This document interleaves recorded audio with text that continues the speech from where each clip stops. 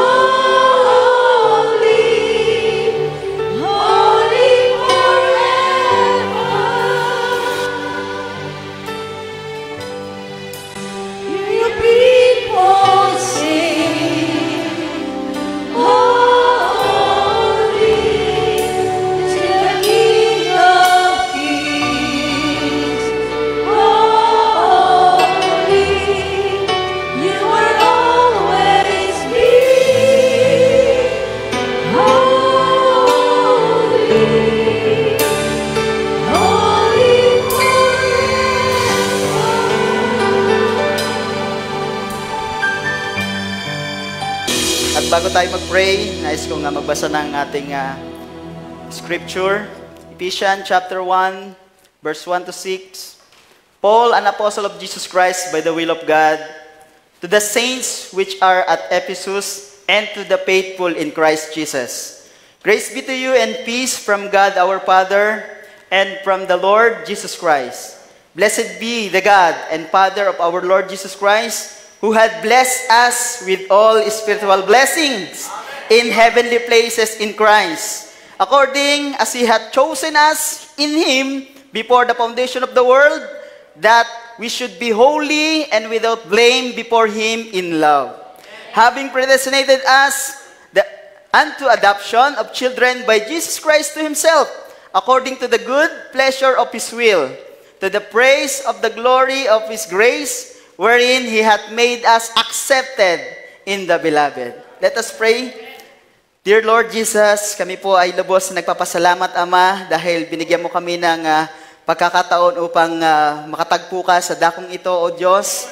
Binababa po namin lahat ng anumang kabagabagan sa aming puso, problema, o mga bagay na pagsubok, O Diyos, at hinayaan namin ito, sinantabi namin upang malayang makapasok at ang iyong presensya ay malayang makakontrol sa aming mga puso, O Diyos. Lord, ang mga salita mo naway mag-sink in sa bawat isa sa amin, maging kalakasan namin ito, aral, inspiration, at pananampalataya, Ama, sa bawat sa amin. Hayaan mong himay-himayin mo ito, Panginoon, sa aming kalagitnaan, at tadtarin mo ang mga pagkain ito, pakanin mo nawa kami gaya ng agila sa iyong mga inakay. At we commit all this glory, all these things for your glory. In Jesus' name we pray. Amen and amen. Malaya na po maupo ang bawat sa atin, mga kapatid. At binabati ko po ang bawat sa inyo sa pangalan ng ating Panginoon Hesus Kristo. Shalom sa bawat isa sa atin. Amen. Salamat sa Panginoon dahil ako po ay binigyan ng pagkakataon ng ating pastor sa dakong ito. Bagamat ako ay isang maliit lamang na lingkod ng Panginoon. At lagi kong sinasabi na wag niyo po akong tingnan sa aking sarili lamang. At narito tayo para sa salita ng Panginoon. Walang tayo ibang bagay na nais at objective, kundi ang makita ang Panginoon sa ating kalagitnaan. Maramdaman ang kanyang presensya, hipuin ang ating mga puso, baguhin tayo, amen, palaguin tayo sa pananampalataya, hanggang makita natin ang buong wangis ng ating Panginoon. Praise God. At itong mensaheng ito, mga kapatid, na-inspire ako sa isang mangaral na napakinggan kong tumayo dito kay Brother Alfred, which is the maturity. Amen? Dahil hindi tayo pwedeng hindi mag-matured, mga kapatid. Mula nung nabautismuhan ako, mga kapatid, December 11 ba or 12, 2004, ay hindi ako pwedeng manatiling bata lamang. Kinakailangan ay lumago at humantong sa kasakdalan ng pagkatao. Gaya ng sinabi ni Apostol Pablo na nung una ako'y bata, ay nagsasalita ako ng gaya ng mga bata, pero nung ako ay naging man, isang taong malaki na, ay nagsasalita ako bilang matured na tao. At kinakailangan natin, sabi ni Apostol Pablo din, dun sa Hebrews chapter 6 na, let must go on unto perfection. Amen. Kinakailangan mag-matured ang bawat isa sa atin. Oh, praise God. At kinuha ko to sa mensaheng adoption part 1 na nilagyan ng ating nilagyan ko ng subtitle na Ephesians Parallels Joshua. Ang Episo ay kahintulad ng Josue. Amen. Yan ang ating munting tatalakayin. Ititipo natin, mga kapatid, ang iglesia ng Ephesian at ang ginawa ni Josue dun sa mga mananampalataya sa bayang Israel na itong tinutukoy dito ay positioning sa katawan ni Kristo. Amen. Pagpuposisyon sa katawan ni Kristo. Ngayon, ating paghihimay-himayin, mga kapatid, sa biyaya ng ating Panginoon. At nais kong kunin ang ngayon yung undivided attention, mga kapatid. At tulungan nyo rin ako na panalangin para lahat tayo ay pagpalain ng Panginoon. Binabati ko rin po mga nanonood online at samahan nyo rin po kami at sabay-sabay nating tanggapin ang pagpapala ng Panginoon. At medyo na-surprise din ako dahil may mga bisita po tayo tagalawag. Na-meet na rin po namin sila doon, mga kapatid. At salamat sa Panginoon, nakasama natin. At patuloy tayo magpalakasan sa Panginoon. Ngayon, nais ko magbasa ng mensahe dahil medyo madami-daming slide ito. At medyo bibilisan ko, pero hilingin na din natin ng Panginoon na maghiwalay tayong nagkakaunawaan. Di ba? Amen. Now, dito sa message na ito, mga kapatid, ang Israel, merong 3 stages nung sila ay naglalakbay mula sa Egypt patungo sa lupang pangako. Dahil iyon ay promise ng Panginoon kay Abraham pa lamang. Hindi pa lumalabas ang bayang Israel, ihinula na ng Panginoon ang pagdaraanan ng kanyang bayan. Di ba? At dito nga, humantong sa kapanahon ni Moses na nabihag sila ng Egypt dahil nawalan ng pagkain sa bayang Israel. At lumipat sila, mga kapatid, sa Egypt dahil nagkaroon ng 7 years na gutom at 7 years na masaganang. Di ba? At nung time na yon, yung Egypt lamang ang nagkaroon ng pagkain dahil nandun si Joseph na nagpaliwanag ng panaginip kung inyong mga nasusundan, mga kapatid. At doon napunta yung bayang Israel. At habang tumagal ang panahon, mga kapatid, 400 years silang nabilanggo doon. Nung una, hindi sila bilanggo dahil kinikilala ng paraon yung mga mabubuting gawa ni Joseph. Kaya lang, nung dumaan ang generation, nakalimutan na ng mga paraon doon, mga kapatid, yung mga magagandang bagay na nagawa ni Jose. Kaya ang ginawa doon sa bayang Israel, mga kapatid, ay inalipin sila. Di ba? At hanggang sa pinatay na yung mga 2 years old, diba, pababa, dahil nakita ng mga Egyptian na lumalakas yung mga bata ng bayang Israel. At kung dadami pa sila, natatakot yung mga Egyptian na baka sila sakupin na. Kaya inutos ng Pharaoh na patayin yun, mga kapatid. At si Moses nga ay nandun, mga kapatid, ikinuble at pinadaan dun sa ilog ng Nile River at natagpuan ng anak ng paraon. At nandun siya, mga kapatid, at kung susundan natin ang kwento, ay naging mataas na opisyal siya hanggang sa susunod na paraon, at siyang ginamit ng Panginoon para ilabas ang bayang Israel. Ngayon, magpo-focus tayo, mga kapatid, sa 3 stages ng paglabas ng bayang Israel, mga kapatid, mula sa Egypt tungo sa lupang pangako sa Promised Land, na ihinula sa kanila, na ibinigay na pangako sa kanila ng Panginoon. Kaya nga nung napunta si Jacob doon sa Israel, ipinanumpa niya ang mga anak ni Israel sa Egypt, mga kapatid, na huwag niyo akong ililibing dito. Ilibing niyo ako doon sa dako na pinaglibingan kay Abraham at kay Job, dahil doon lamang magkakaroon ng pagkabuhay na magmuli. Si Joseph din, ipananumpa na huwag niyo akong ililibing dito, dalhin niyo ang buto ko at ilibing niyo ako doon sa may tapat ng bayan ng Macpela, marahil yun, mga kapatid, dahil doon lamang, meron silang vision, meron silang kaalaman kung saan dadalawin sila ng Diyos isa sa mga araw na yon. Praise God. Ngayon, mga kapatid, sabi na mensahe, now the book of Ephesians, as I was just saying, to my opinion, is one of the greatest book of the New Testament. Ang Epheso, mga kapatid, dakilang libro ito o aklat sa Bagong Tipan, dahil di ba yung binasa natin, mga kapatid, predestinado na. Merong itinalaga ang Diyos para sa buhay. Kaya, mga kapatid, sabi niya, the book of Ephesians draws it together and positionally places the church. Ipinuposition, mga kapatid, matapos ang Panginoon magtrabaho sa kanya iglesia, ipuposisyon nyo ito, mga kapatid, na may kanya-kanya tayong gawain at trabaho sa iglesia ng Diyos. Praise God. Ito din ay tipo ni Joshua, mga kapatid. Nung una, ang sabi ng mensahe, unang stage ay umalis sila sa Ehipto. And the next ay nandun sila sa ilang, sa wilderness. At the next stage is ang Kanaan, which is the Promised Land. Next slide. Sabi pa niya, at ang Kanaan daw, mga kapatid, hindi pa ayon nagre-represent ng millennium. Don't be mistaken, mga kapatid, dahil ang Kanaan, meron pa dong patayan, meron pang gera, at lahat, bawat apakan ng kanilang mga paa, kinakailangan nilang ipakipaglaban. At ang millennium, isang kapayapaan yon, walang pagpatay mga kapatid. Si Satanas naka-bound, nakakadena sa ilalim sa bottomless pit. Kaya ang Kanaan, iyon ay tumitipo sa, sabi ng prophet dyan mamaya-maya, ay bautismo ng Espiritu Santo. Praise God. At sa bautismo ng Espiritu Santo mga kapatid, yung pumapasok doon na mga mananampalataya ay mga matured na mga mananampalataya mga kapatid.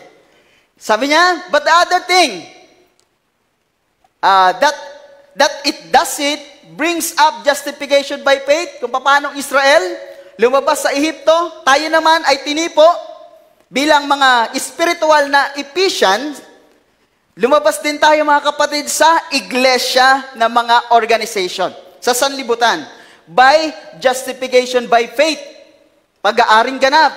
And then after they believed in Moses and left Egypt, ganun din ang ginawa natin, umalis tayo sa mga organisasyon na kinabibilangan, and then sanctification, nililinis tayo dito mga kapatid, ng dugo ni Jesus Christ. Sa pakikinig ng mensahe, ay tinatanggal natin ang anumang mga kasalanan o mga bagay na mali sa ating buhay.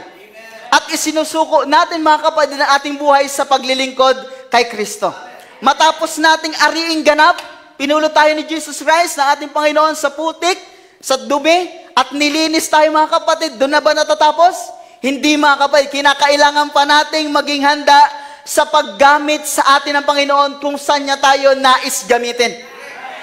Praise God. Kaya nga dito, gumagana ang iglesia dahil ang Diyos ay may inihalal na mga tao, mga anak niya na ipinosisyon sa bawat iglesia.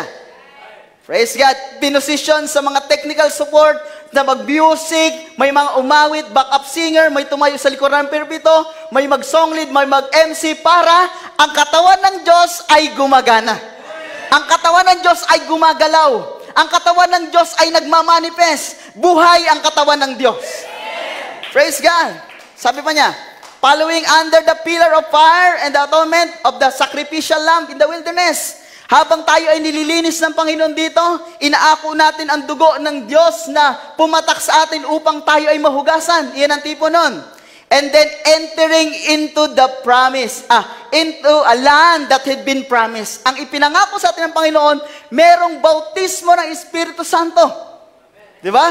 At ang bautismo ng Espiritu Santo, mga kapatid, pauna ko nang sabihin na ang palatandaan yan, kung may malinaw ka ng kapahayagan sa mensahe at ang pagka-Diyos ni Kristo, na ang bawat mensahe ay magpapunction ang puso mo para magsabi ng Amen.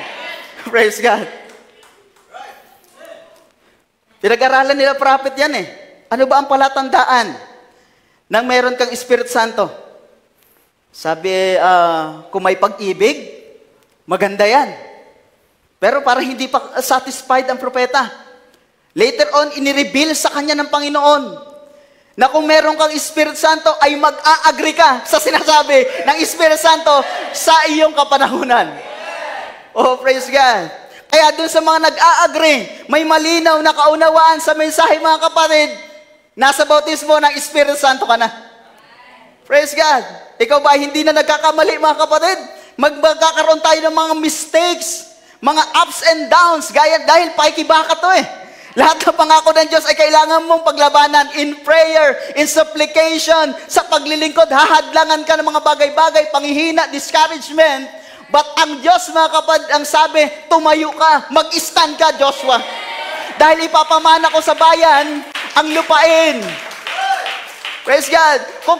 Kung dito, kung sino palang kalalabas, habol kayo. Kung sino pang nasa wilderness, habol patungo sa lupang pangako, which is the baptism of the Holy Ghost. Hindi tayo pwede magpahuli, mga kapatid. Amen. Kung yung iba, hindi gagalak na, may malinaw ng pagkaunawa sa mensahe, iba naman nagtataka pa rin, habol tayo. Panginoon, wag mo akong lagpasan. Kung paano mo pinagpala ang iba, dapat ganun din ako. Bakit ako walang gana, Panginoon, sa paglilingkod, samantalang iba ay masaya? Lord, there is something wrong in me. Tanggalin mo ang anumang bagay na humahadlang, Panginoon. Break every chain. There is power in the name of Jesus to break every every chain of sadness, loneliness. Amen. Praise God. Sa next slide, sabi niya,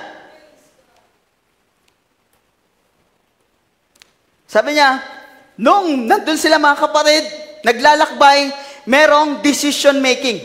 Pagdating nila sa Kadesh Barnea, mga kapatid, sinasabi ng Biblia, mula sa Egypt, naglakbay sila at dumating sila sa point na lugar na tinatawag na Kadesh Barnea. Hindi muna sila tumuloy para sakupin yun. Ang ginawa nila, si Moses ay nagpadala ng 12 spies, bawat tribe, isa sa mga angkan, at pinadala dun sa Kanaan upang tingnan kung magandang lupain ba talaga. Dahil ang sabi ng Panginoon, it flowing with milk and honey. Binubukalan ng pulot at mga gatas, matabang lupain. Pumunta yung 12 na mga espiya, bawat angkan, at nung pagbalik mga kapatid, 10 yung nagbalita ng masamang balita. Ang sabi nila, nakita namin, ang bayan ay napapalibutan ng mga pader. At yung mga anak ni anak ay naglalakihan, mga higante.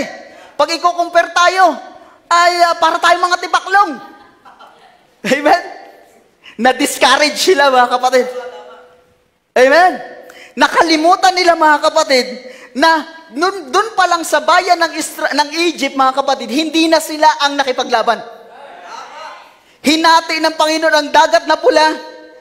Yung katigasan ng puso ni Paraon, binigyan niya ng palaka, ng ng mga balang, yung araw pinalubog niya sa katanghaliang tapat at kadiliman na naihipo.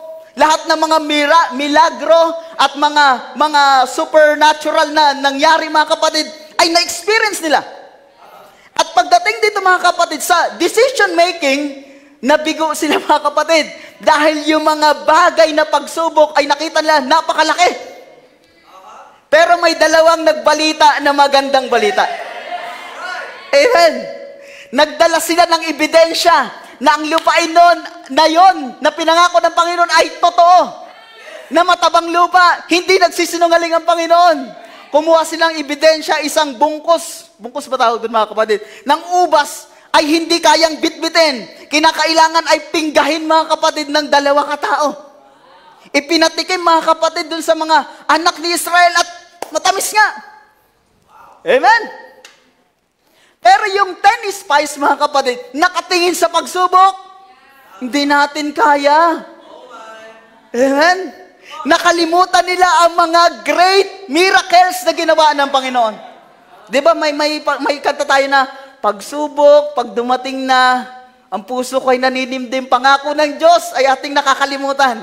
Pero mga kapatid, yung 2, si Joshua at Caleb, ang sabi nila, kayang-kaya natin yon. Dahil iyon ay pinangako ng Diyos. Yung mga kalaban na yan, magiging pagkain nga natin sila eh. Amen. Praise God. Sabi niya, and listen, the whole generation perished in the wilderness. Dahil mga kapatid, dun sa Kadesh Barnea, nagkagulo sila doon. Di ba? Ang sabi nila, huwag tayong tumuloy. Dahil hindi nga natin kaya. Si Joshua at si Caleb, danindigan. Kaya natin yan. Lusubin pa natin, akyatin pa natin minsan. At ang Diyos, kung nalugod sa atin, mga kapatid, ay ibibigay niya sa atin ang lupain. Ano nangyari mga kapatid? Naghimagsik sila. Na halos patayin pa nila si Joshua at si Caleb. Ano ang ginawa ng Diyos? Kinausap si Moses, nagalit ang Panginoon. Bakit? Pinakain sila sa ilang. Binigyan sila ng mga mana na hindi nila pinaghirapan. Dinadamitan sila mga kapatid na walang nasisirang damit. Ang kanilang mga swelas ay mga tsinelas, hindi napupudpud. Inilagaan sila ng Panginoon. Pero pagdating dun sa pagtanggap na ng kanyang salita, ay nabigo silang paniwalaan. Nabigo silang ipamuhay. Nabigo sila mga kapatid na tanggapin. Praise God. Ano sabi? Bumalik sila sa ilang. At ang sabi ng Diyos, Moses, dahil ang bayan ay naghimagsik sa akin, mula 20 years old, pataas na naghimagsik, hindi makakapasok sa aking pangako. 40 years tuloy silang paikot-ikot sa ilang, samantalang 3 days lang, nandun na sila sa lupang pangako. Sabi na mensahe, amen, 3 days lang na paglalakbay, nandun na sila sa Kanaan sana. Pero dahil nga sa di paniniwala, unti-unti silang pinagpapatay ng Panginoon sa ilang at nagbangon ang Panginoon ng new generation. Yung mga kabataan, mga kapatid. Yung mga 20 years old pababa, na hindi naghimagsik sa Panginoon, pinabangon ng Panginoon yon, naging matured na sila dun, mga kapatid. At pagdating dun sa book of Joshua, mga kapatid, hindi na sila nagreklamo. Ano ang sinabi nila? Basahin yung book of Joshua chapter 1 pababa. Ang sabi ng mga kabataan doon, Joshua, magpakalakas ka. Amen? Kami ay nakasupport, nakaback up sa'yo. Amen? Hindi na nila sinasabi na, Joshua, totoo kaya yan? Kasi gano'n na sinabi nila kay Moses Moses, dinala mo kami dito para patayin sa ilang, wala man lang pagkain ditong maayos, puro lang mana, mga tubig na yan, ay mapait, di ba? Puro sila reklamo, mga kapatid, kaya hindi sila pinagpala ng Panginoon. Pero inalagaan pa rin sila ng Diyos. Pinakain pa rin sila. Pero unti-unti nang binabago ng Diyos ang generation. Yung mga kabataan na malalakas, mga kapatid, yung mga backbone of the church, yun ang ginagamit ng Panginoon. Hindi ko tinataas sa mga kabataan dito, mga kapatid. Pero kayo, ang gagamitin ng Panginoon na susunod para makapasok sa lupang pangako, which is the Holy Spirit. Ano nangyari dun, mga kapatid? Pagdating sa book of Joshua, ang sabi ng Panginoon, nangako siya, walang medical kit, walang band-aid, walang anumang masusugatan. Ibibigay ko sa inyo ang lupain na yan. Bakit? Anong kailangan lang daw? Joshua, magpakalakas ka. Dahil ipapamana mo ang lupain ito sa iyong bayan. Sa bayan ng Diyos, gaya na ipinangako niya. Amen. It is the same thing sa bawat isa sa atin, mga kapatid. Hanggat tayo ay puro murmuring, pagrereklamo, hindi daloy na maayos ang pagpapala ng Panginoon. Pero kung meron tayong one mind, and one accord, one heart, one word sa salita ng Panginoon, ang Holy Spirit, mga kapatid, di siya nagbabago. He is like a rushing mighty wind. Amen. Napapasa atin, mga kapatid. Next slide. Basta tayo.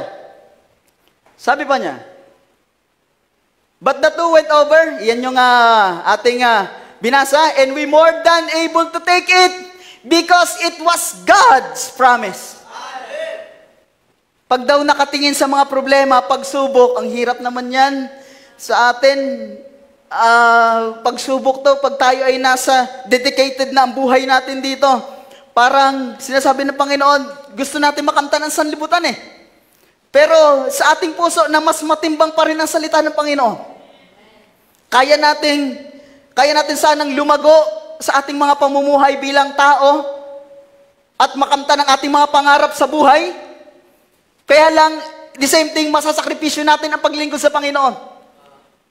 Pero mga kapatid, kung nasakripisyo natin ang sanlibutan para sa Panginoon, iyon ang isang napakabuting bagay. Dahil sabi ng Panginoon, aanhin natin, mga kapatid, ang sanlibutan ito kung mawawala naman ang Espiritu Santo sa ating buhay. Praise God. But ang pinakamaganda dito, balanse, no? Pinagpapala na tayo ng Panginoon sa ating buhay, pinagpapala pa niya tayo sa spiritual nating pangailangan. Kaya marapat natin ibalik ang kalulatian, papurit pagsamba sa ating Panginoon. Iyon lang ang tanging maliit nating magagawa para sa kanyang kadakilaan. The baptism of the Holy Ghost, signs and wonders, miracles, they felt that it would break down their tradition of doctrine, and what happened to it? Perish in the land. Dito, mga kapatid, yung mga ibang organisasyon kasi hindi na niniwala sa pagtanggap sa salita ng Panginoon, yung mga kabanalan ay nakalimutan na nila. Samantalang, iyon ang nais ng Panginoon dahil kung hindi magiging banal ang isang tao, hindi niya makikita ang presensya ng Diyos. Praise God. Sa pananamit pa lang, sa pagkilos bilang Kristiyano, ay nawala na sa mga iglesia sa ating kapanahonan. Next, sa next slide. But the believers, ito nga yung sinabi, mga kapatid, ng ating propeta, we never stop at justification or sanctification. Let us go on into the baptism of the Holy Spirit. Let not stop at the believing of our Lord Jesus, being baptized. Let not stop because He cleansed us from a life of sin, but now we press on into a position. A promise of the baptism of the Holy Ghost. Next slide. Sabi niya, so the Ephesians set here like Joshua positionally. You notice, Joshua after crossing over the land and taking the land, then he divided the land. Nung nasakop na nila, matagal na labanan yon mga kapatid. Yung time pa nga na lumaban sila sa 5 kaharian, doon sa kung lulubog yung araw, maaring makapagtipon pa ng mas malakas na puwersa. Ano ginawa ni Joshua? Araw, tumigil ka, buwan, manatili ka lang dyan hanggang matapos ko ang commission na to. Nagkaroon ng isang dakilang bagay. Sabi namin sa akin, yun ay paradox. Something incredible but it is true. Yan ang salita ng Diyos. Something incredible but it is true. Darating pa ba ang Panginoon? Anong taon na ngayon? Anong buwan na ngayon? Diba, lampas na, 2,000 years dapat dumating na, ngunit ba't hindi pa rin? Maraming nabibigo na sumampalataya. Pero ang tunay na Kristiyano, mga kapatid, mananatili ang maniniwala at sasampalataya because heaven and earth will pass away, but His word will never pass away. Amen. Mananatiling maglilingkod yan, mga kapatid. Mananatiling kakapit yan sa mga pangako ng Diyos. Mananatiling magpupuri yan. Mananatiling hindi yan matitinag. Bumagsak man yan, tatayo yan. Praise God. Manghina man yan, mga kapatid, makaka-recover yan. Bakit? Ang kalakasan ay lagi nagmumula sa Panginoon. Lagi nagmumula sa Kanyang salita. Praise God. He divided the land. Praise God. Napakarami at nung nasa kapayapaan na, kung mababasa niyo mga kapatid yung sa Numbers yata yon, na yung 12 tribes na bumubuo sa bayang Israel, dinivide yun ni Joshua under inspiration. Yung lipi o yung angkan ni Levi, mga kapatid, hindi siya binahaginan ng lupain. Dahil pinosisyon ni Joshua doon sa templo. Sila ang mga ngalaga ng templo. And yung mga tent, yung tithes and offerings, yun lang ang bumubuhay kay Levi. Sa kanya ibinigay ang kautusan, sila ang mga saserdote, sila ang binibigyan ng Panginoon para pag-aralan ang mga kautusan ni Moses. Hindi pwedeng ang kanina ni Manases yon. Dahil si Manases ay binigay, mga kapatid, para palaguin yung mga mais, maging magtatanim. Amen? Yung kay Manases naman, hindi pwedeng angkinin ni Zabulon. Dahil si Zabulon, binigyan siya ng lupain dun sa mga baybayin, sa mga sheep, sa mga cargo. Doon siya, mga kapatid. At kung saan sila pinosisyon ng Panginoon, doon sila pinagpala ng Diyos. It is the same thing, mga kapatid. Dahil tayo din naman ay pinosisyon sa iglesia ng Diyos. Kung ikaw ay mangangaral, mga kapatid, kung ikaw ay apostol, hindi mo pwedeng angkinin ang pagkapastor. Kung ikaw ay musician, mga kapatid, hindi mo pwedeng angkinin ang pagiging mangangaral. Praise God. Pero, depende mga kapatid, dito ay tinitrain tayo para lumabas ang ating potensyal. Nagpapagamit tayo lahat sa Panginoon. Pero may specific na posisyon na ibinigay sa iyo ang Diyos at doon ka pagpapalain. Praise God. Yung iba nangliliit sa kanyang sarili. Kasi wala akong talent na binigay sa Panginoon eh. Amen? Nakaupo lang ako dyan. Hindi yun maliit na bagay, mga kapatid. Dahil yung mga pako, mga kapatid, yung mga tornilyo, hindi natin nakita, pero sila ang nagpapatibay sa isang bahay. Ikaw na nakaupo dyan, nananalangin, napagpalain ang iglesia, napakalaking bagay yun. Ikaw ang nagpapatibay, ikaw ang nag-i-invite sa Holy Spirit ng Panginoon para mapasa ating kalagitnaan. Sino ba yung sa 12 apostle? Hindi, dun sa iglesia. Anong pangalan nun? Yung prayer warrior, mga kapatid? Diba? Ayan, Epapras. Halos hindi siya na-mention, pero siya nagpapatibay sa iglesia ng Diyos. Mga naghahayo, mga kapatid, pinagpipray niya. Amen? Yung pagbubukas ng mga iglesia, pinagpipray niya, mga kapatid. Napakalaking bagay nun. Kung iyon ang posisyon mo, mga kapatid, ay tanggapin mo at purihin mo ang Panginoon. Praise God. Kung pinosisyon ka mga kapatid ng Panginoon para magluto, ang sarap ng mga lutuin dito mga kapatid. Amen. Binibigyan mong kasayahan ang mga tao at ang kapurihan ay para sa Panginoon. Dito rin mga kapatid may tagaluto dito yung mag-aalak, si Judah, isang lawgiver, at grapes and milk ay sa kanya. Yun ang kanyang posisyon. Si Asher, tagagawa ng tinapay, ayan.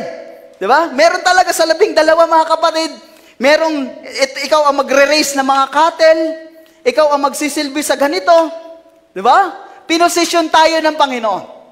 Kaya kilalanin natin kung saan ang ating posisyon sa Panginoon.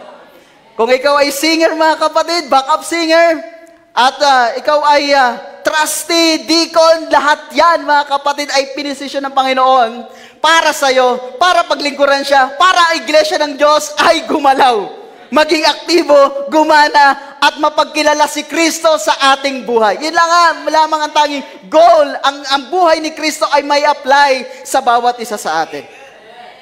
Praise God. Sa next slide, sabi niya, positionally born into the kingdom of God, then the Holy Ghost has set in the church. Some apostles, some prophets, some teachers, some pastors, some evangelists. Then He gave into their speaking with tongues, interpretation of tongues, knowledge, wisdom, gifts of healing, all kinds of miracles. Lahat yan mga kapatid ay ibinigay ng Diyos sa mga taong nakapasok na sa baptism of the Holy Spirit. At hindi ka pwede na nasa sanctification lang, kailangan mong dumiretso pa rin sa pagtanggap ng salita ng Diyos. Praise God! Dahil hindi pa yun ang perfection Diba? Ang perfection natin ngayon mga kapatid, manatili na nakababad sa baptism of the Holy Spirit. Amen? Hindi ibig sabihin na hindi na tayo nagkakamali. Ngunit meron tayong pangpalubag loob. Panginoon, patawarin mo ako sa maghapon. Nakapagsalita ako ng ganto ganyan. Nakagawa ako ng mali. Ang yung dugo, Panginoon, ay buhos mo muli sa akin. Amen. Para tayo ay iyon tinatawag ng propeta na hindi lang tayo nilinis ng dugo, kundi pinapanatili tayo malinis ng dugo ni Jesus Kristo. Praise God. Sa next, there's where the church is failing today. On that walk, do you know that even your own behavior can knock somebody else out of getting healed? Your misbehavior of unconfessed sin of you believers can cause the church to bitterly fail. Bigat yan mga kapatid. Halimbawa, an example ni prophet sa ibang mensahe, na pag merong may sakit karamdaman na ipinanalangin mga kapatid, praise God, dapat ang buong church ay nasa presensya ng Panginoon, na magkakaroon sila ng iisang kaisipan, isang pananampalataya na papagalingin yung taong yun. Dapat pag nanalangin, dedicated, nakayuko, nakapikit, dahil pag ikaw ay parang nagwawalang bahala, pag lumabas yung espiritong nandun mga kapatid, pwedeng pumunta yon sa isang tao na walang kaalam-alam sa mga nangyayari. Nakatingala lang, habang yung iba, dedicated na talaga. Or maaaring makahadlang siya sa pagpapagaling dun sa may sakit karamdaman. Ang sabi ng mensahe, kung hindi talaga kaya, pwedeng lumabas ng kwarto, pwedeng lumabas ng room, para yung nandun ay iisang espiritu at iisang pananampalataya. Amen? Now Joshua, after he crossed over to the land, God gave him a promise. Just think, to fight an entire campaign without losing a man. Grabe ito mga kapatid. Kung mababasa nyo mula sa Jericho, may instruction. Kailangan lang, lagi silang sumunod sa instruction ng Diyos. Ikutin nyo ng 7 beses at sa ika-7 araw, ubikot kayo ng 7 beses. At sumigaw kayo. At ang bayan, ang pader ng Jericho ay guguho sa iyong harapan. Pero mga kapatid, pader na pwedeng magkarera yung mga karawahi sa taas, ganun kakapal, pero ibinagsak nila Joshua ba? Hindi, ng Espiritu ng Diyos mga kapatid. Walang pader, walang dagat na pwedeng hubad lang mga kapatid saan? Sa salita ng Diyos. God will make a way where there seems to be no way. Praise God. God gave the promise, just think, sabi niya, without even getting a scratch, walang magagasgasan. Gera na walang magagasgasan. Without having to have a nurse, or a first aid, or a band, mga benda, mga band-aid, wala mga kapatid. Isang gera, yun ang pangako ng Diyos sa kanila. God said, the land's yours, go fight. Ang kinalalang ay makipaglaban para sa iyong posisyon. Anong posisyon natin mga kapatid? Tayo ay ang nobya ni Kristo sa huling kapanahunan na to. At ang nobya mga kapatid ay sumusunod sa salita ng Diyos. Hanggang tawagin pa nga mga kapatid ng nobya na Panginoon. Di ba si Sarah? Nag-obey siya kay Abraham. Hanggang tawagin niya si Abraham na Panginoon.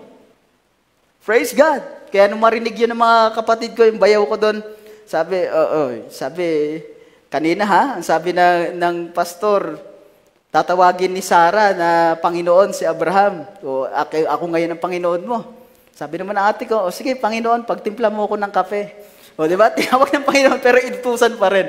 So sabi mga kapatid, balik tayo dito, the land is yours, go fight. Think of fighting a campaign and there is no Red Cross around at all. There's nobody going to get hurt. Akala nila mga kapatid, mahirap ang paglilingkod sa Panginoon. Ang pangako ng Panginoon, wala sa ating masasaktan. Wala sa ating masusugatan. As long na sumusunod tayo sa Kanyang salita. Hanggat ang Diyos, ang Kanyang salita ay sinusundan natin mga kapatid. Sabi ng Panginoon kay Joshua, kumaliwa ka man o huwag kang lumingon sa kaliwa o sa kanan, at bulayin mo ang aking mga kautusan araw at gabi, at ang buhay mo ay magpo-prosper. Amen! Magpo-prosper, mga kapatid. Praise God. Ano tinutukoy na prosper doon, mga kapatid? Si Apostol Pablo, nag-prosper ba ang kanyang buhay, mga kapatid, sa libutan? Niwala siyang pamalit na jacket. Yung bota niya, mga kapatid, ay hindi bago. Luma-luma. Amen? Pero ang pagkakilala niya kay Kristo, amen, ay napakalago talaga. Hanggang isulat niya ang halos aklat dito sa Bagong Tipan. Praise God. Kaya nga tinukoy niya ang Ephesians, mga kapatid, dahil yung Efeso, isang church na lumago sa salita ng Diyos. Pag ang iglesia ay lumago sa salita ng Diyos, doon ng Diyos ay binubuhos ang kanyang mga pangako. Kayo ay predestinated na. Wala nang kasalanan sa inyo. Ang sabi niya sa Ephesians, before the foundation of the world, ay pinili na kayo para sa buhay na walang hanggan. Dahil bakit kamo? Nakita niya lumago ang Ephesians. Ang Roma, ganun din. Ang iglesia ng Roma, mga kapatid, ay lumago din sa pananampalataya. Kaya ang sabi ni Pablo, there is therefore now no condemnation in Christ, mga kapatid. Sa mga nakay-Kristo na hindi lumalakad sa laman, kundi sa Espiritu Santo. At ang sabi niya, walang makakapaghiwalay sa atin sa pag-ibig na nakay Kristo Jesus. Tabak, mga kagutom, mga kahubaran, mga pagkabilanggo, kung sino man dumating o umalis, wala yung pinagkaiba. Dahil ang Diyos pinili ka na before the foundation of the world. Ang Roma at ang Efeso, mga kapatid, lumago sa salita ng Diyos. Kaya ang lahat ng pangako ng Diyos ay binuhos niya doon. Pagdating sa Korinto, ano nangyari? Corinthians, Book of Correction. Pati kayo, nagkakagatan, ang Galatia, nandyan sa yung mga pakikiapid, yung mga babae hindi nagpapasakop sa kanilang mga asawa, pasakop kayo. Ay mga lalaki naman, wag niyong pangpunasan ng paa yung mga asawa, mahalin niyo yan. Diba? Tinuruan niya talaga. Yung iba na nagbabase sa pagsasalita na iba't ibang wika, ang sabi niyo, kahit pa malaman ko ang mga salita ng anghel o iba't ibang wika, bagamat wala akong pag-ibig, wala akong kabuluhan. Hindi lumalago dahil puro sila away-away, murmuring. Pero dun sa Ephesians, like Joshua, mga kapatid, wala na yung mga ganon. Ang sabi ng mga kabataan, Joshua, magpakalakas ka. Dahil nakita namin ang Panginoon sa buhay mo, i-lead mo kami, naka-back up kami sa'yo. Pag binasa nyo, ganon mga kapatid. Kay Moses, wala Moses, ayan na naman, nagugutom na naman kami, ano naman yan? Wala bang libingan sa Ehipto at kami nandito na? Dito mo kami papatayin? Ganun na nangyari, kaya ayaw ng Diyos ng murmuring, mga kapatid. Iyon ang ayaw na ayaw ng Panginoon. Na matapos niya ibigay ang lahat ng kanyang biyaya, nagsakripisyo siya, mga kapatid, pati buhay niya, paghihirap niya. Tapos, amen, ay nakuha pa rin ng bayan or ng iglesia na hindi siya paniwalaan. But, dun sa mga like Joshua and Caleb, naku po, willing naman niyang ibigay ang lahat ng kanyang pangako. Praise God. So next slide tayo. And they slayed the Amorites and the Hittites, but there wasn't hurt among any of them until the sin come in the camp. And when Achan took that Babylonian garments and that gold wage, anong nangyari? 36 na kanilang mga sundalo ay namatay. Doon sa doon sa bayan ng Hai, na pinakamaliit na bayan doon sa Kanaan, doon pa sila natalo. 3,000 lang ang pinadala ni Joshua kasi maliit lang naman 3,000 na sundalo. Ano nangyari? Namatayan sila ng, ang sabi ng mensahe dyan, 16. Pero sa Bible, 36. Pero ang sabi niya, baka mas marami pa ito dahil maraming kritiko O di ba, mali ang propeta dahil 16 ang sinabi niya, 36 naman sa Bible. Ang sabi niya doon, wag niyong burahin yan, wag niyong i-edit dahil baka merong nais ipalagay, nais ipahiwatig ang Panginoon. Pero sa Bible, mga kapatid, ay 36. Pero bilong tao, mga kapatid, wala naman sa ating kakaiba yan. Hindi tayo natitiso dyan. Amen? May mga masyadong critical thinking Ang sabi ng Panginoon, hindi niya nirequire na unawain natin. Ang nirequire niya, sumampalataya ka ba? Amen? Iyon ang pinakawahalagang bagay. Iyon ang tanong, sumampalataya ka ba? Hindi sinabing naunawaan mo ba? Hindi, sumampalataya ka ba? Iyon ang tanong, mga kapatid. Ngayon, si Achan, nagnakaw sa loob ng kampamento. Ang utos kasi doon, ang kukuhang mga ginto at pilak, tanso, bakal ay banal sa Panginoon, ilagay nyo sa kaban ng Diyos. Huwag kayong kumuha ng mga Babylonian garment. Pinagbawal yan doon, mga kapatid, kung yung mababasa pagpasok nila. Kaya lang, nagandahan si Achan Siguro Gucci yung yung tatak ng isang Babylonian or ano pa. Ang mga maganda, Louis Vuitton. Ganda nito, sayang naman. Amen? Hindi nagustuhan ng Panginoon. At yung gold wedge, palakol na ginto yan sabi sa Tagalog. Tinago niya, mga kapatid, sa kanyang tent. Kaya ang nangyari, ang sabi ni Joshua, parang merong mali. Dahil nangako ang Panginoon na walang mamamatay, ni magagulusan nga wala Pero bakit 36 ang namatay sa atin? Ang nangyari, nakipagsapalaran, amen, kung sino, nag-ayuno sila. Walang kakain, walang iinom hindi ko matandaan kung ilang araw, 7 days or 3 days ba, mga kapatid? Hanggang natumbok, mga kapatid, si Achan. Praise God. Kaya nga, kung meron daw isa sa iglesia na hindi masyadong yung parang mga nagwawalang bahala, mga kapatid, iyon yung humahadlang sa paglago ng iglesia. Kaya nga ito'y maturity, mga kapatid. Kung matigas man ito, ito naman yung sinabi na mensahe, kinakailangan natin tanggapin. Amen. Iyon yung nakakahadlang sa paglago ng iglesia, hindi makaka-move on.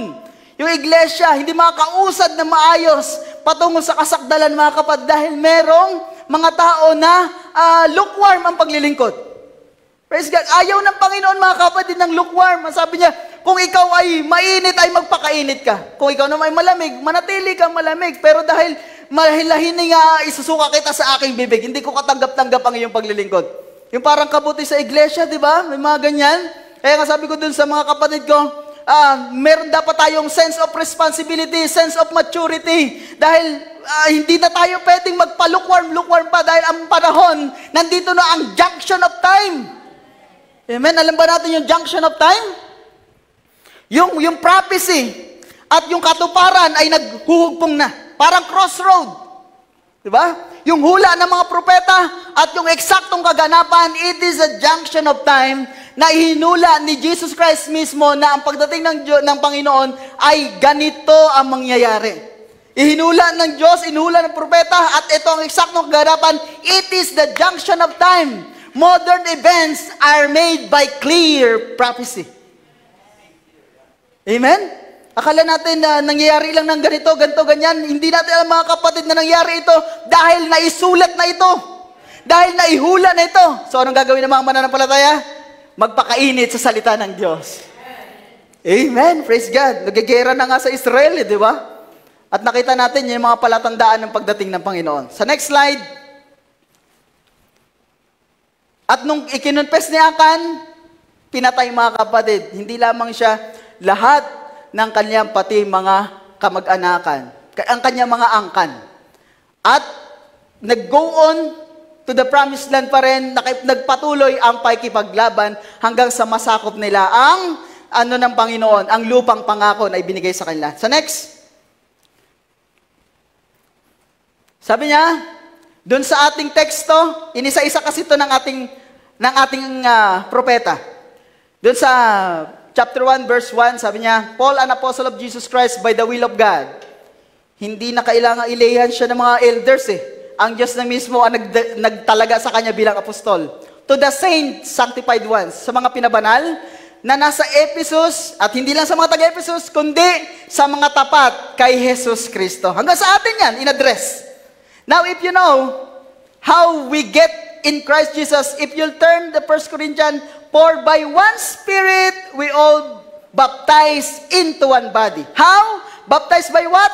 The Holy Ghost. Ang Holy Ghost, it is the message of the hour. It is the Word of God. Paano ka babautismuhan? Ibubuhos niya to sa pamamagitan ng kanyang salita. Not by water baptism, you church of Christ people, but by one, capital S-P-I-R-I-T, by one Spirit, mga kapatid. Amen. Not by one handshake, by one letter, not by one sprinkle, but by one Spirit we are baptized into one body, our possession in the land that God gave us to live in, the Holy Ghost. Just He gave Canaan to the Jews. He gave us Holy Spirit. By one Spirit, we are baptized into one body. You get it? Amen.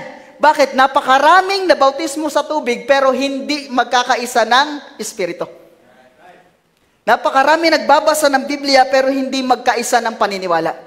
Pero kung isang Espiritu na bautismuhan tayo, isang Espiritu, isang salita ang ating pinaniniwalaan at isang salita ang ating nauunawaan. Bakit isang Espiritu Kung lahat ay Espiritu ng Diyos, mga kapatid, magkakaunawaan po tayo, mga kapatid.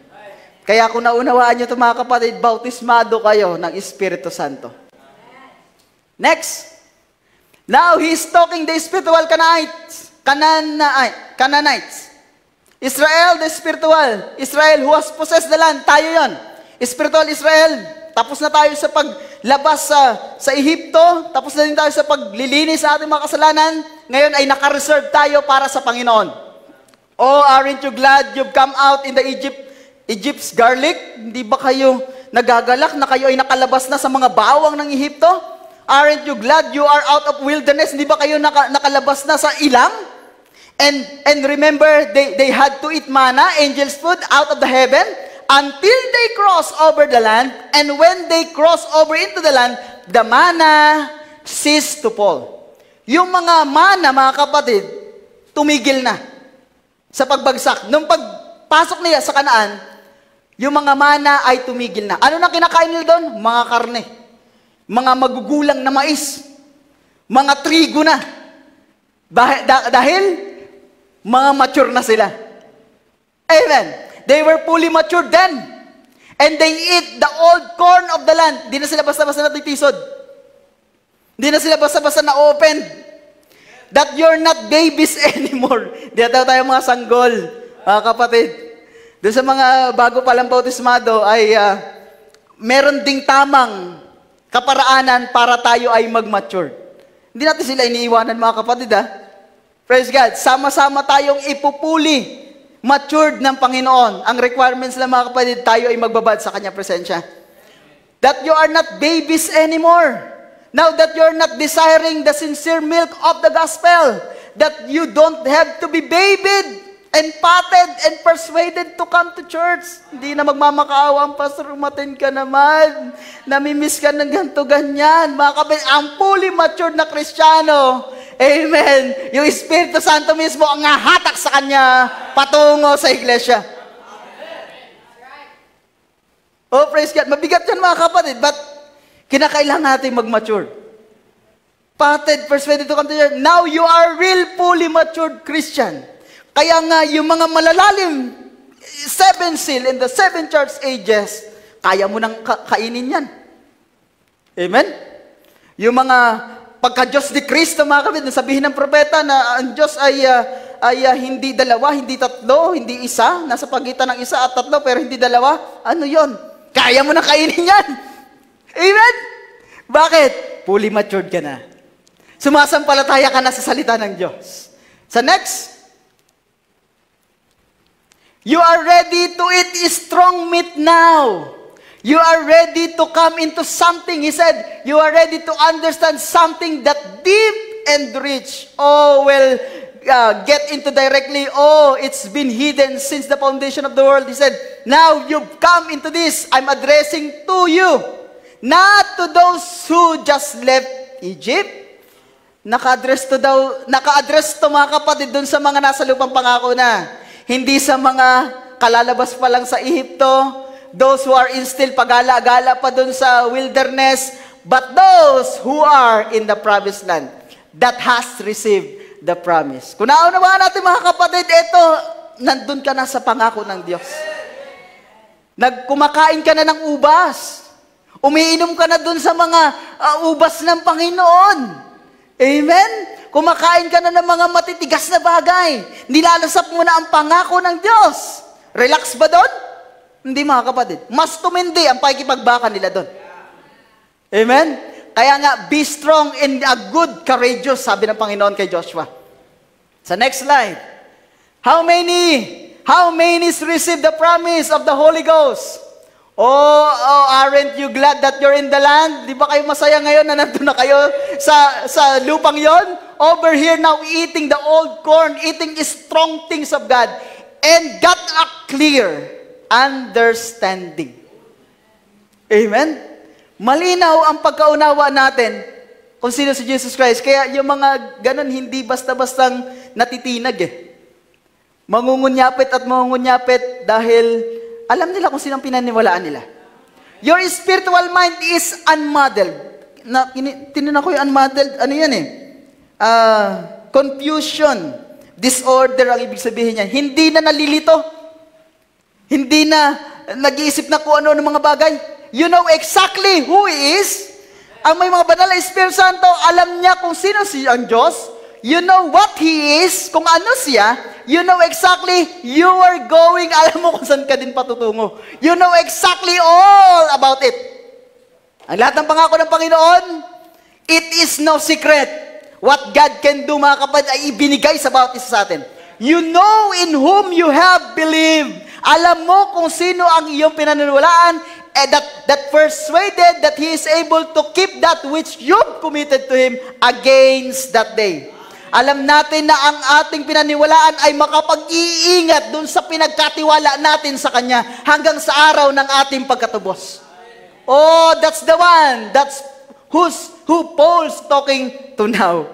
Yung mga matured na mga kapatid.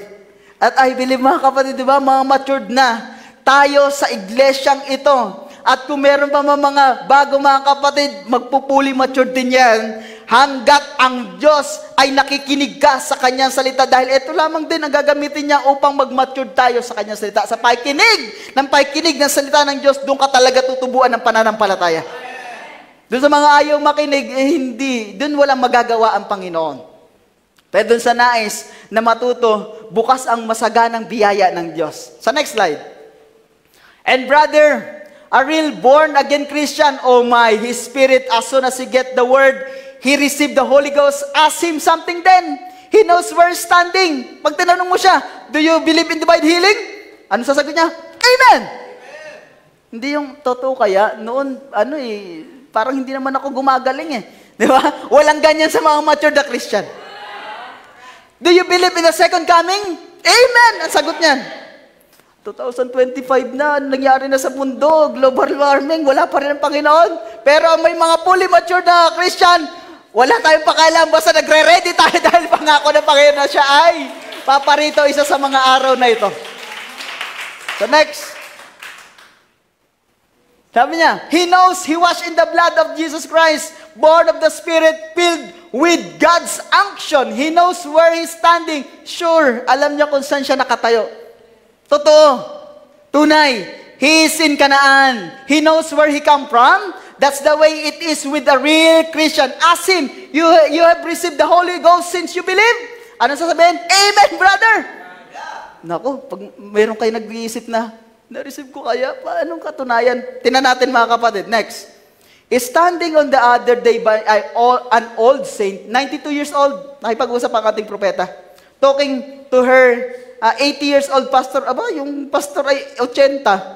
And I said, Grandma, aba, just as bright as she could be. She said, yes, my son.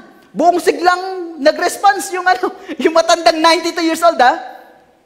Sabi ng propeta, I said, how long it's been since you received the Holy Ghost? Kailan mo na-receive ang Espiritu Santo? And she said, oh, glory to God. About 60 years ago, I got it. Ibig sabihin, 30 years old na-receive na niya yung Espiritu Santo. Alam niya na-receive niya. Praise God. Kaya, Panginoon, kung hindi ko ba alam, ipahayag mo nga sa akin, Panginoon. Ano ang sabi kanina ng mensahe? Kung malinaw ang pagkakilala mo kung sino siya, kung ano siya, at pinagkakatiwalaan mo siya sa mga pinagkatiwala mo sa Kanya, na pag-iingatan niya yon hanggang sa araw na katubusan, malinaw, nasa iyo ang Espiritu Santo.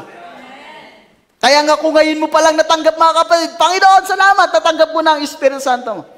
Simula daw nung siya ay sumampalataya, natanggap na niya. Kayo, simula nung sumampalataya, I believe natanggap niyo niya rin. Praise God. Dahil hindi naman kayo tatagal hanggang dito, ngayon mga kapatid, kung walang Espiritu Santo, na humatak at nagpahayag sa inyo. Praise God.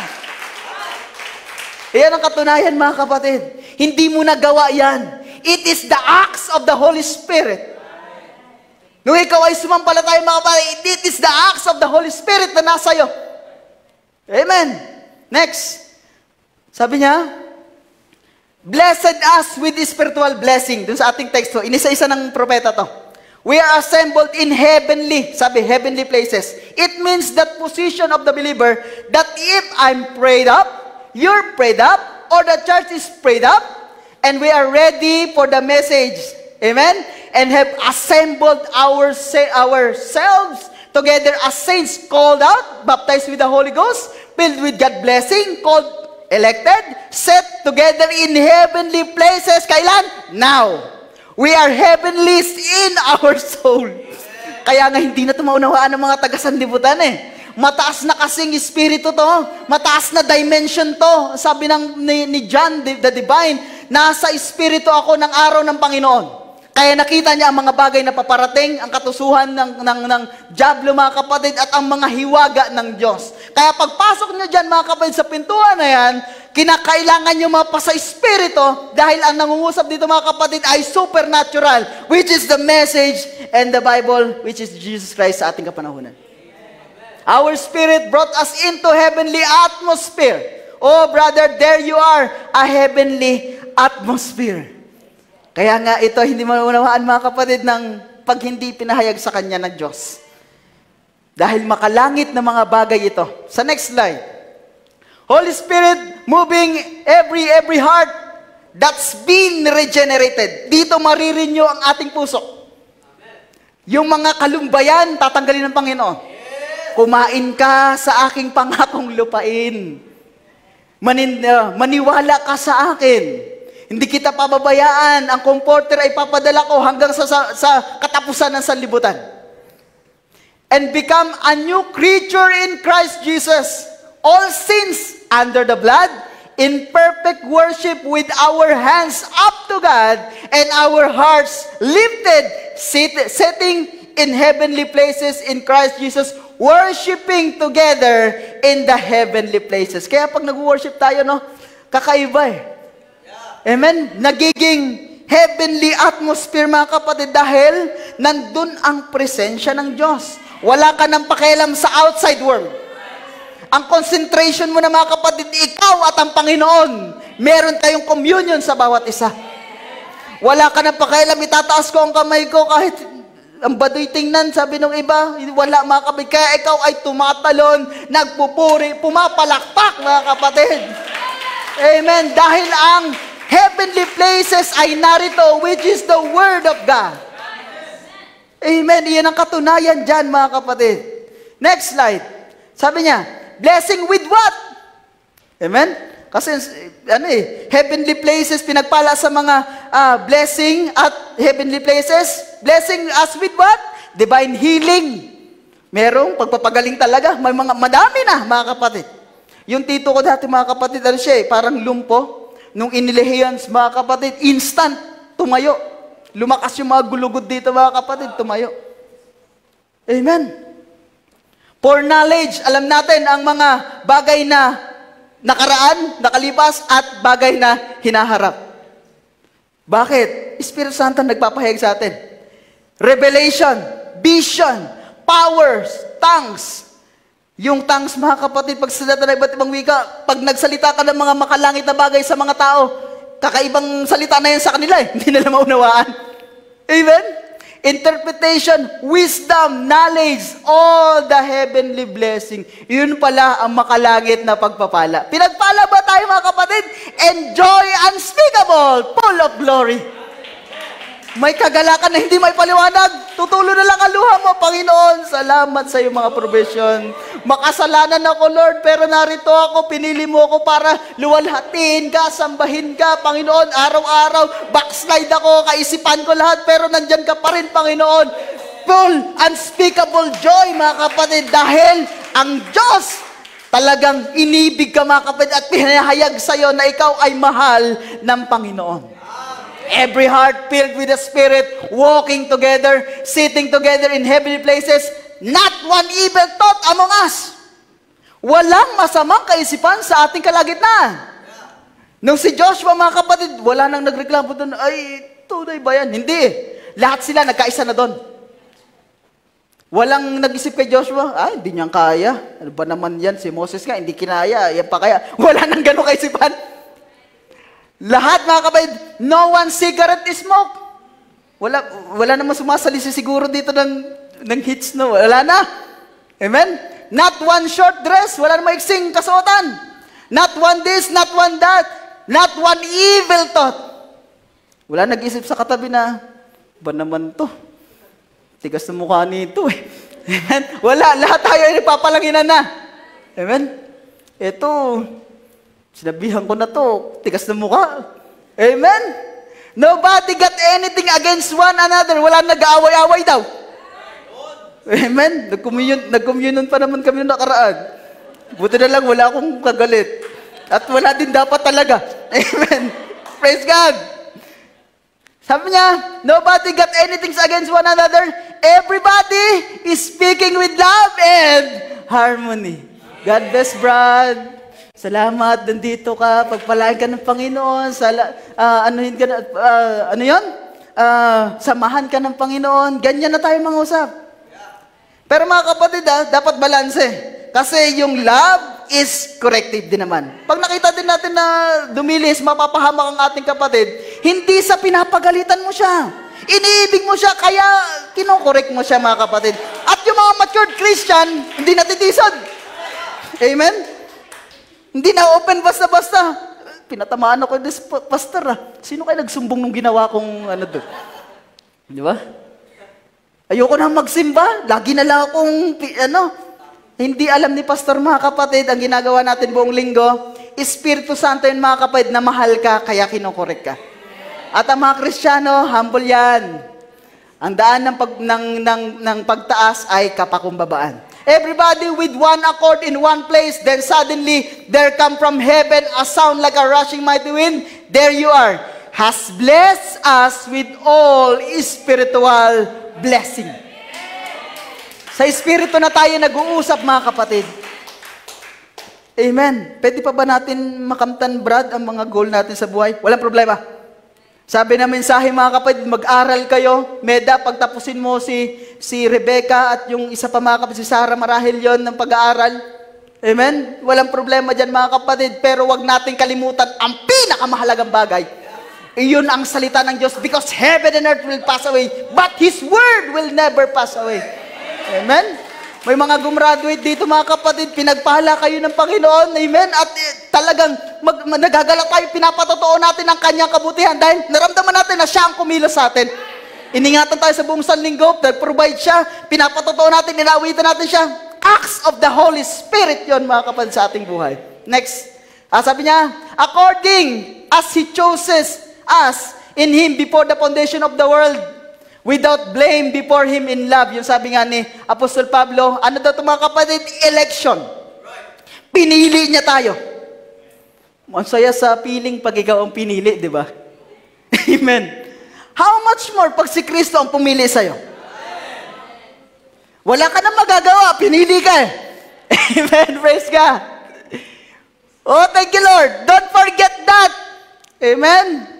Election looks back for knowledge and predestination looks to destiny. Yung predestination before the foundation of the world, alam mo na kung saan ka tutungo dahil sa predestination. Babalik ka kasi doon eh.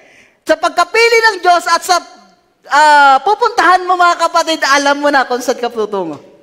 Malinaw na ipinahayag sa Panginoon, ng Panginoon sa mga matured Christian. Don't forget that the election looks back here. Here it is, I was a cockleburr. Ano to? Panirang damo. I was born in sin, shaped in iniquity, come to this world speaking lies, born among sinners, father and mother and all, my whole family, sinners, sabi ni prophet. I was a cockleburr, but all of a sudden, I become a wheat grain. Naging trigo siya. How did it happen? What is that? It is election, mga kapatid. Pagkapili. Sarap sa pakiramdam na ikaw ay pinili. Amen. Pag marami nga nanliligaw, tapos, di ba, ikaw ang pinili, talagang papapalakpak ka. Amen. O kaya naman, yung babae ka, crush ka mga kapatid, ikaw ang pinili. Di ba? Sa lahat ng mga nagpapapansin doon sa ikaw ang pinili. Saya. Tapos pag nakasama mo na puro away kayo, hindi naman siguro, di ba? Amen. Pero ang Diyos, how much more ang Diyos, na itinalaga ka sa buhay na walang hanggan. Sa mga government, pinili ako bilang kapitan, inelect ako na ganyan, tapos puro kalokohan na ginagawa pag nandun sa posisyon. Amen. Pero ang Diyos, ibang klase siya pumili. Hindi ka matatanggal kailan pa man. Yung mga posisyon dito, pang samantala eh. Pero ang Diyos, pag pumili, pang-eternal, mga kapatid, ang kanyang pagkapili sa bawat isa sa atin. Praise God. God, before the foundation of the world, elected the cockleburr was become to grain or wheat. Now I know I'm glad I'm grain. I'm a grain of wheat because I am saved. How I do it? Look back and see that He predestinated it long time ago. Paano nangyari yun? Makasalanan ako dati. Tumingin ka sapagkat talaga sayo ng Panginoon. By foreknowledge, He seen that I love Him. So He made propitiation. Minsan kasi sa English talaga, bulol yung dila ako eh. Basta, through His own Son, that through Him, I might become from a cockleburr to a grain of wheat. Now, here I am. Now, where I am at now, I'm saved. I'm walking in the grace of God. Was does predestination look? To the destiny. Kaya pag alam mo kung saan ka tutungo, walang makakapagpatinag sa'yo. Amen? Iyon yung magdadala sa'yo sa isang kagalakan, mga kapatid. Having predestinated us unto adoption, predestinated unto adoption of children by Jesus Christ to Himself according to the good pleasure of His will. Grabe yung kagandahang loob ng kanyang kalooban ang pumili sa atin. Then He came down and taken upon Himself, and while He did it, He did that He might save you who wants to be saved. Do you see what I mean? By foreknowledge, the infinite God, who knowed all things, saw the Lamb, and He slayed the Lamb before the foundation of the world, and He put your name on the Lamb's book of life. Next slide. Pagpatuloy natin ito. Dahil nakita niya ang katusuhan ni Satanas. What He do? He put your name na para hindi ka na mapahamak, mga kapatid. Doon pa lang iniligtas ka na talaga. Isinulat na ang pangalan mo. sa kanyang aklat ng buhay ng kordero. And he said that the Antichrist would be so religious, so good, such a fine fellow, such a smart man, such a religious man, that he would deceive the very elect if it was possible. But it is impossible because their names were foreordained before the foundation of the world. By election, he chose them, and predestination, Lord, where are going? There you are. Praise God. Salamat sa Panginoon. Grabing biyaya yan, mga kapatid, kung ating marirealize. Amen. Hindi swerte yan eh. Pinagpala yan, mga kapatid. Now, how could I doubt that? Paano natin hindi paniwalaan? Paano tayo magdududa? That's what Paul said. That's Paul's scripture. That Paul's writing. That's what he taught his church. Iyan ang inisip ni Pablo. Kaya pinili ang mga apostol, propeta, evangelist, teacher, pastor to edify ang iglesia, para pagtibayin ang iglesia. Hindi para pagwatak-watakin. To edify the church. Para may position sila sa katawan ni Kristo, mga kapatid. Sabi niya, that's Paul writing. That's what he taught his church. The church positionally before the foundation of the world, when God in His labor pain was bringing forth you. Yung ano daw? Yung si Kristo ay naghirap at isinakripisyo ang kanyang buhay para daw sa atin maipalabas ang ating buhay sa sanlibutan ito. His labor was bringing forth you, knowing what you would do. He positionally placed you into His own body. Sa kanyang katawan, to be a housewife. Amen? To be a farmer. Ayan pala mga kapatid ang paposisyon natin. Pati sa mga trabaho, skills na ating gagampanan, ipinosisyon na tayo ng Diyos. Amen? To be a preacher. To be a prophet. Kung ikaw ay magsasaka daw, ay pagbutihin mo at diyan ka pagpapalain ng Panginoon. Sabi pa na ibang mensahe, kung ikaw ay mekaniko, abay, pagbutihin mo, ayusin mo ang mga sasakyan. At dyan ka pagpapalain ng Diyos. Kung ikaw naman itinalaga para maging isang may bahay, ayan. Mahirap to eh. Mahirap maging may bahay daw, mga kapatid. Kami naman mga sigil observant muna eh. Kasi ikaw magpaplantya ng dadamit ng asawa mo. Paglulutuan mo pa siya. Ano pa ba? Pag may anak kayo, asikasuhin mo pa, pupunta sa church, makukulit, papalitan mo diaper, lahat. Sakripisyo yan. Hindi ko naman kayo dinidiscourage. Ano yan? Position kasi yan eh. Nailagay ng Panginoon. Di ba? To be a farmer, to be a preacher, to be a prophet. Mahirap din maging preacher eh. Dapat, nung binabasa ko to, ako unang inano dito eh. Kinokorek kasi, syempre, bilang kabataan, may mga bagay din na hindi maiwasan na, di ba, kakulitan. Ayan. But ito ang kumukorek sa atin.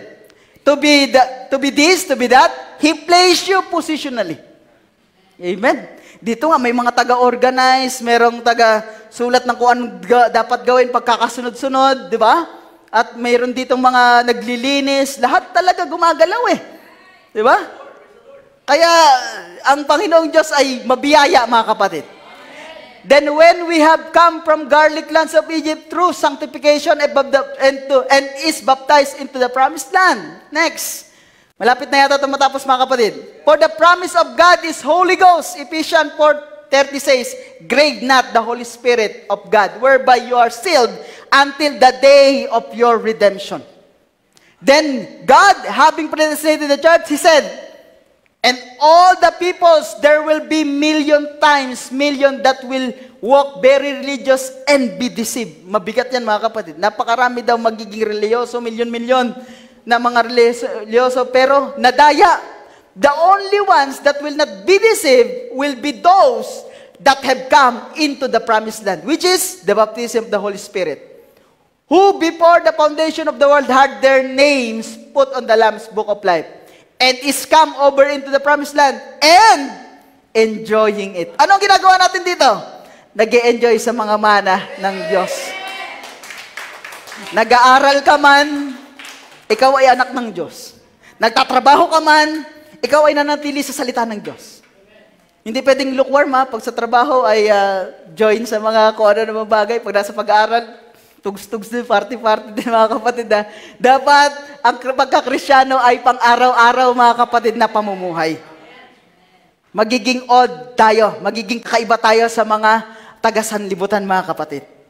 Amen. Enjoying it. Ini-enjoy na lang natin ito mga kapatid. Naghihintay na lang tayo ng manifestation ng pagparito ng Diyos eh. At mga bagay mga kapatid, dahil yan nga, dyan talaga sa silangan, dito sa Middle East, mag-uumpisa ang kaguluhan mga kapatid. At ang sabi na mensahe, ang Pope mga kapatid, sasabihin, kapayapaan, kapayapaan. At di nila alam, darating ang isang pagkawasak sa kalagitnaan nila. But bago dumating yan, ang iglesia, ang nobya ay nasa presensya na ng Diyos. Sabi ng propeta, bago pumatak ang isang nuclear bomb or atomika bomba mga kapatid, ang iglesia ng Diyos ay nasa presensya na niya. Pinipigilan ng anghel sa Apokalipsis, wag mo ipahamak ang dagat, ang mga puno, ang mga bundok, hanggang sa matatakan ko ang lahat ng aking mga tinubos. Yan ang pangako sa atin ng Panginoon. Sa next, many people are afraid you're going to act funny.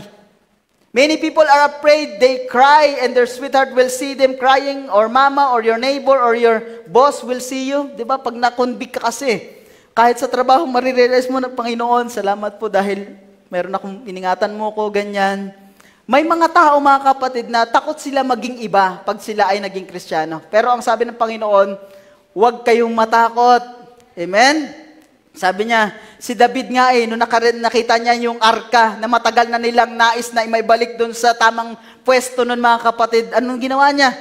Nagtatalon siya, wala siyang pakialam, siya man ay hari o pinakamataas na posisyon. Basta nakita niya ang Panginoon, sumayaw siya sa Panginoon. Hindi siya sumayaw para makita ni Crush o ni pastor na masigla siya mga kapatid. Nakita niya ang kabutihan ng Panginoon. Nakita niya ang presensya ng Diyos ay nandyan. Ibabalik na sa templo. Kaya ang ginawa niya mga kapatid ay nagsisigaw siya mga kapatid. Humiyaw siya sa Panginoon. Tumalan siya. Amen. Kumanta siya mga kapatid. Nagtatalon siya na parang hindi talaga bagay sa pagiging hari pero wala siyang pakialam. Dahil ang Diyos at siya ang nag-usap mga kapatid. At ang nangyari, yung kanyang isa sa mga asawa niya doon, anak ito ni Saul mga kapatid, ay sabi naman, ba't ganyan ang naging mo? Ba't ganyan naman ang naging action mo? Nakakahiya ka. Hindi dapat bagay ganyan sa isang hari. Amen. Anong sinabi ni David? Sa next slide. Sabi niya, he said, don't you know I was dancing unto the Lord? He crossed over, he was land of promise, he had lost all self-style and mock of the world. He was so happy to know that the ark was coming into his own city. Sabi niya, dun sa iba pa mensahe, o dun, hindi ko lang nailagay dyan, sabi niya dun sa kanyang asawa, hindi mo pa ba nagustuhan yan? Eto, gagalingan ko pa. Amen? Eto, sasayaw pa ako kung hindi pa yan sapat sa'yo. At ano nangyari dun mga kapatid? Hindi nagkaanak yung asawa niya na yon mga kapatid. Sinarhan ng Diyos ang bahay bata mga kapatid dahil hindi niya nahiya siya mga kapatid dun sa paglilingkod sa Panginoon. Kaya hindi tayo nahihiya mga kapatid. Dahil yung conviction sa ating puso, alam natin kung sino ang ating pinaglilingkuran. Sabi pa niya, tuwang-tuwa ang Panginoon kay David nung time na yon. You know what God did? God looked down out of heaven. He said, David, you are a man after my own heart. David wasn't ashamed. He was a servant of the Lord. He loved the Lord and he so happy, so overjoyed till he didn't think about human prestige. Amen. Once na tayo ay nasa presensya ng Panginoon, di mo talaga mapipigil yan. Amen. Ang sabi nga ng mensahe, pag ako ba ay nakatanggap ng Espiritu Santo, hihiyaw ako? Pwedeng oo, pwede ring hindi. Magsasalita ako ng iba't ibang wika, pwedeng oo, pwede rin hindi. Dahil iisa lang tayo ng pagkapili, mga kapatid, before the foundation of the world, ang manatili hanggang wakas ay siya talaga ang nakapredestinado. Praise God. Sa next slide. For our final admonition, the church positionally, before the foundation of the world, when God in His labor, ito yung binasa natin kanina, bringing forth you, talagang iyon talaga ang niya, nakita niya, before the foundation of the world, ikaw at ako mga kapatid. Namatay talaga siya para sa iyo at para sa akin dahil pinili ka na niya. His labor, pain, was bringing forth you, knowing what you would do. He positionally placed you into His own body, sa Kanya mismong katawan. At ang katawan ng Diyos ay ang Kanyang iglesia. Dapat hindi iyan mamali ng posisyon. Dahil isa lamang ang mamali ng posisyon, ang lahat ng mga bagay ay magugulo. Sabi nga ng prophet, ano kaya itong mata ko ay mapunta sa braso ko o sa kamay ko? Nasira na ang buong, di ba, ang buong katawan. O kaya ito namang tenga ko ay mapunta sa tiyan ko. Sabi ni prophet, hindi maganda. Mali ka agad. Kaya kung saan ang ating posisyon mga kapatid, doon tayo manatili at doon ka pagpapalain ng Panginoon. Praise God. Nawa, meron tayo nakita mga kapatid sa mensaheng ito. At salamat sa Panginoon sa kanyang mensahe. Although matigas mga kapatid, ngunit yan talaga ang kinakailangan natin dahil yun ang nais ng Panginoon na mag-mature talaga tayo sa kanyang salita. At kung meron man tayong kahinaan, pinapasa natin to bawat isa at mananatili ang pagmahal ng bawat isa dahil ang pagmamahal ng Diyos ay nasa bawat sa atin. Binabalik ko po sa ating MC.